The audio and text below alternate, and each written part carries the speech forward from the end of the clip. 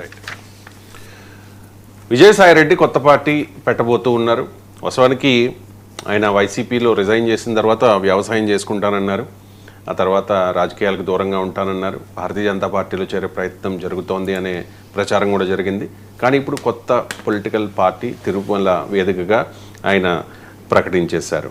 అంటే ఒకానొక దశలో వైఎస్ఆర్ కాంగ్రెస్ పార్టీలో నెంబర్ 2, వైఎస్ఆర్ కాంగ్రెస్ పార్టీలో చక్రం తిప్పిన వ్యక్తి, జగన్కి చాలా దగ్గర వ్యక్తిగా ఉన్న విజయసాయిరెడ్డి ఆ తర్వాత గ్యాప్ వచ్చింది, రిజైన్ చేశారు, అది ఇది అయిపోయింది. ఇప్పుడు ప్రశ్న ఏంటంటే ఆంధ్రప్రదేశ్లో ఈ పొలిటికల్ స్పేస్ ఉందా కొత్త పార్టీకి? విజయసాయిరెడ్డి అంటే డబ్బు ఉండొచ్చు, బట్ ఒక పొలిటికల్ పార్టీని నడిపించాలంటే కార్యకర్తలు కూడా ఉండాలి, మంది ఉండాలి కూడా. సో ఏంటి విజయసాయిరెడ్డి వ్యూహం ఏమై ఉండొచ్చు అంటారు? అంటే విజయసాయిరెడ్డి రాజకీయ పార్టీకి సంబంధించి చాలా రోజు చర్చ జరుగుతుంది. ఈరోజు కొంత అఫీషియల్గా ఆయన శ్రీవారిని దర్శించుకొని నేను అటు పార్టీని ప్రకటించబోతున్నాను అంటూ ఒక క్లారిటీ అయితే ఇచ్చేశారు. కొత్త రాజకీయ పార్టీ పెడుతున్నానని ఆయన చెప్పారు.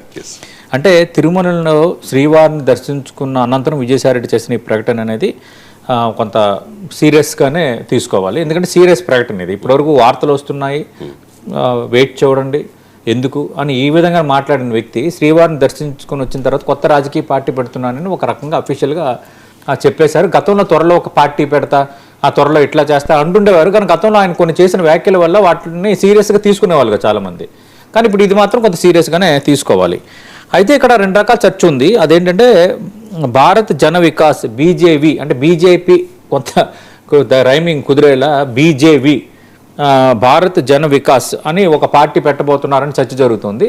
అలాగే కొన్ని సర్కిల్స్లో చర్చ ఏంటంటే పిఆర్పి ప్రజా రాజనీతి పార్టీ అని గతంలో ఈ పార్టీ పేరుతో రిజిస్ట్రేషన్ చేశారు అన్నది మరో చర్చ జరుగుతుంది. ఏదేమైనా ఇంకా ప్రకటించబోతున్నారు కాబట్టి చూడాలి. కానీ ఇప్పుడు ఏంటంటే విజయసాయిరెడ్డికి సంబంధించి వైఎస్ఆర్ కాంగ్రెస్ పార్టీలో ఒక రకంగా నెంబర్ 2గా వెలుగొందిన వ్యక్తి, చార్టర్డ్ అకౌంటెంట్గా, ప్రముఖ ఆడిటర్గా ఆయన గుర్తింపు ఉంది. అలాగే వైఎస్ జగన్మోహన్ రెడ్డి అక్రమాస్తుల కేసు, క్విట్ ప్రోకో కేసులు అన్నింటిలో కూడా దాదాపు A2గా విజయసాయిరెడ్డి ఉన్నారు. ఒక రకంగా కేసుల అంశం కూడా ఈయన వెంటాడుతోంది. అయితే YSR Congress party parliamentary party నేతగా ఒక ఢిల్లీ లెవెల్లో కొన్ని విస్తృత పరిచయాలను అయితే ఆయన ఏర్పరచుకోగలిగారు. బీజేపీ నేతలతో, మిగతా పార్టీల అగ్రనేతలతో సత్సంబంధాలు అయితే విజయసాయిరెడ్డికి ఉన్నాయి. కానీ ఆయనైతే ఒక సీరియస్ రాజకీయ పార్టీ పెడుతున్నారనేది వాస్తవం. ఇందాక అన్నట్టుగా 2 పేర్లు ఒక పేరు అనేది కావచ్చు. మూడవది ఆయన కొంత బిగ్ ప్లాన్తో వస్తున్నారు. కేవలం ఒక రాజకీయ పార్టీ అనే కాకుండా అప్పుడు సాక్షిని ఏ ఉద్దేశంతో రాజశేఖర్ రెడ్డి అప్పుడు పెట్టారు, సాక్షి అనే ఒక దినపత్రికని, ఒక టీవీని ఎక్కడైతే ఫ్లోట్ చేశారో అది ఖచ్చితంగా రాజకీయంగా అప్పుడు రాజశేఖర రెడ్డికి ఎలా ఉపయోగపడింది అనే దానికంటే వైఎస్ జగన్మోహన్ రెడ్డికి బాగా ఉపయోగపడింది వైఎస్ఆర్ కాంగ్రెస్ పార్టీకి. ఇప్పుడు వాళ్ళకి ఒక ఆయుధం, వాళ్ళ వాయిస్ బలంగా చెప్పుకోవడానికి. అలాగే ఖచ్చితంగా ఒక రాజకీయ పార్టీ పెడుతున్నప్పుడు మీడియా అండ కూడా మనకు ఉండాలని ఉద్దేశించి ఇప్పుడు విజయసాయిరెడ్డి ఏం చేస్తున్నారు, మీడియా కూడా రాబోతున్నారు. త్వరలో ఆయన దీపావళికి ఒక డిజిటల్ ఛానల్ లాంచ్ చేయబోతున్నారు కొంచెం హై లెవెల్లో. ఆ తర్వాత ఇప్పటికే దానికి సంబంధించి కొంత స్పేస్ అవన్నీ కూడా తీసుకున్నారనే ప్రచారం ఉంది. వచ్చే సంవత్సరం దీపావళికి శాటిలైట్ కూడా ఆయన రాబోతున్నారు. అంటే ఒక రాజకీయ పార్టీ, ఒక మీడియా పెట్టుకోవడం అంటే ఒక సీరియస్ పాలిటిక్స్ చేయాలనే ఉద్దేశంలోనే ఆయన ఉన్నారు. కానీ అంత వ్యాక్యూమ్ ఇప్పుడు ఆంధ్రప్రదేశ్ రాజకీయాల్లో ఉందా, విజయసాయిరెడ్డిని యాక్సెప్ట్ చేసే పరిస్థితి ఉందన్నది కీలకమైన ప్రశ్న మీరు అడిగింది. ఎందుకంటే ఆయనకు ఆర్థిక వనరులు ఉండొచ్చు, కానీ ఆర్థిక వనరులు వేరు, ప్రజా వనరులు వేరు. పబ్లిక్ తీసుకోవటంలోనే రాజకీయం అనేది వేరుంటుంది. నిజంగా మొత్తం డబ్బులే అన్నీ మాట్లాడతాయి అని అనుకుంటే ఎప్పుడో అంబానీ బ్రదర్స్ ఒక ప్రధాని, ఒక రాష్ట్రపతి అయిపోయేవాళ్ళు. కానీ ఇక్కడ అది కాదు కదా. రాజకీయాల్లో చాలా ఫినామినాస్ ఉంటాయి. ఇప్పుడు ఆంధ్రప్రదేశ్ పాలిటిక్స్ మనం చూసుకుంటే క్లియర్ కట్గా తెలుగుదేశం పార్టీ ఒక బలమైన రాజకీయ పార్టీగా, బలమైన క్యాడర్ ఉన్న పార్టీగా ఉంది. బట్ వేరే మీరు గతంలో ఎక్కడైతే వచ్చేసారో ఆ వైఎస్ఆర్ కాంగ్రెస్ పార్టీ కూడా అంతే స్ట్రాంగ్గా ఉంది. 11 సీట్లు రావచ్చు, కానీ 40% ఓట్ బ్యాంక్ సాధించిన పార్టీగా ఉంది. అలాగే భారతీయ జనతా పార్టీ కూటమిలో ఉండొచ్చు, కానీ వాళ్ళకు కూడా ఉండాల్సిన పాకెట్ వాళ్ళకు ఉంది. అంతకు మించి జనసేన పార్టీ అనేది అక్కడ కీలకమైన పొలిటికల్ శక్తిగా ఎదిగింది, ఇప్పుడు 3వ శక్తిగా. ఎందుకంటే గతంలో ఉమ్మడి ఆంధ్రప్రదేశ్లో కాంగ్రెస్ వర్సెస్ టీడీపీ ఉండేది. 2009 ఎన్నికల్లో ప్రజారాజ్యం వచ్చింది, కొంత ఇంపాక్ట్ చూపించింది. తర్వాత ప్రజారాజ్యం చిరంజీవి దాన్ని విలీనం చేసేశారు. తర్వాత ఈ 2 పార్టీల వ్యవహారం అనుకున్నాం. రాష్ట్ర విభజన జరిగిన టైంకి ఏమైంది, వైఎస్ఆర్ లెగసీతో వచ్చిన YSR Congress party versus TDP అన్నట్టుగా రాజకీయం మారిపోయింది. మళ్ళీ ఆంధ్రప్రదేశ్లో 2 పార్టీల రాజకీయం అనుకుంటున్న క్రమంలో జనసేన ఫ్లోట్ అవటము, జనసేన మొన్న 2024 ఎన్నికల్లో అత్యంత కీలకంగా వ్యవహరించడం, 100% స్ట్రైక్ రేట్తో ఓటింగ్ రావటం, వీటన్నిటి పరిస్థితులు మనం చూసుకునేటప్పుడు జనసేన కూడా దానికంటే ఒక పాకెట్ సాధించుకుంది పొలిటికల్గా. అంటే ఒక రకంగా మూడో శక్తిగా అక్కడ కొంత ఎమర్జ్ అయింది. ఇక భారతీయ జనతా పార్టీ అంటే ఇండివిజువల్గా ఎమర్జ్ అయ్యే వాతావరణం ఉండడం లేదు. ఇప్పుడు కూడా ఈ కూటమిలో భాగంగా కొన్ని సీట్లు రావడం, కొంత మూవ్మెంట్ అవ్వటం అనేది ఆ పార్టీకి జరుగుతుంది. అందుకే ఇప్పుడు విజయసాయిరెడ్డి వస్తే విజయసాయిరెడ్డి ఏం అడ్రస్ చేస్తారు, వీళ్ళకి భిన్నంగా ఏం అడ్రస్ చేస్తారు?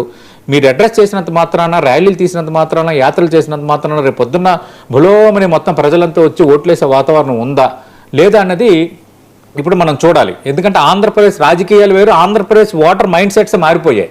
ఎందుకంటే కాక్రోచ్ జనతా పార్టీ అంటూ ఒక పెద్ద ఉద్యమం తీసుకుంటే ఆంధ్రప్రదేశ్లో యూత్లో కదలకలేదు.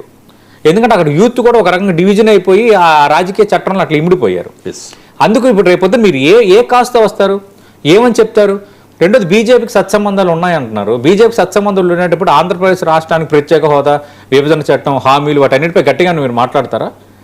ఒకవేళ అవి మాట్లాడితే ప్రజలు యాక్సెప్ట్ చేసే వాతావరణం ఉందా? లేదంటే పబ్లిక్ ఇష్యూస్ మీద మాట్లాడతారా? అంటే పబ్లిక్ ఇష్యూస్ మీద మాట్లాడితే ఇండైరెక్ట్గా మళ్ళీ వైసీపీకి మీరు మౌత్ పీస్ అయ్యారన్న ఆరోపణ కూడా ఎదుర్కోవాల్సి వస్తుంది కదా. ఇట్లా రకరకాల డైనమిక్స్, రకరకాల ఇష్యూస్, రకరకాల పజిల్స్ అయితే ఉన్నాయి. ఒక రాజకీయ పార్టీగా పెట్టే హక్కు ఆయనకు ఉంది. ఖచ్చితంగా రాజకీయంగా ఆయన రావచ్చు. ఆయన కొంత వ్యూహకర్తగా స్ట్రాటజీస్ కూడా బాగా ప్లే చేస్తాడు ఆయన. అది కొంత ఆయన స్ట్రెంతే. ఆర్థిక వనరులు రెండో స్ట్రెంత్. మూడోది వైసీపీ నుంచి వచ్చేసారు కాబట్టి వైసీపీ క్యాడర్ నుంచి ఎలాంటి తలనొప్పులు ఎదురవుతాయి అనేది. రెండోది నిజంగా బీజేపీతో క్లోజ్ ఉన్నంత మాత్రాన ఇప్పుడు ఉన్న కూటమి ఆయన యాక్సెప్ట్ చేసే వాతావరణం ఉందా అనేది నాలుగోది. ఐదోది పవన్ కళ్యాణ్ క్లోజ్ ఫ్రెండ్ అని ఆయన అన్నారు. పవన్ నా క్లోజ్ ఫ్రెండ్, నేను పవన్ కళ్యాణ్పై మాట్లాడలేనని. పవన్ కళ్యాణ్పై మీరు మాట్లాడలేరు, బీజేపీపై మాట్లాడలేరు. అంటే మళ్ళీ మీరు వైసీపీ మీద మాట్లాడతారా? అప్పుడు వైసీపీ మాట్లాడితే తెలుగుదేశం పార్టీ మౌత్ పీస్ అని మీరు అంటారు, లేదా కూటమి మీద మాట్లాడితే వైసీపీ మౌత్ పీస్ అని అంటారు. ఇవన్నీ కూడా రేపు పొద్దున్న వస్తాయి. అంటే నాకు తెలిసి ఇప్పుడున్న ఆంధ్రప్రదేశ్ పాలిటిక్స్లో స్పెసిఫిక్ వ్యాక్యూమ్ అంటే ఒకరు కావాలి అన్నట్టుగా లేదు. ప్రతి ఒక్కరు కూడా తమిళనాడుని బేస్ చేసుకోవడానికి లేదు. తమిళనాడులో ఖచ్చితంగా ప్రజలు అక్కడ స్పేస్ కోరుకున్నారు. అందుకే 37 ఏళ్ళు ద్రవిడ్ పాలిటిక్స్ సంగీతం పాడుతూ ఆయనకి అవకాశం దక్కింది.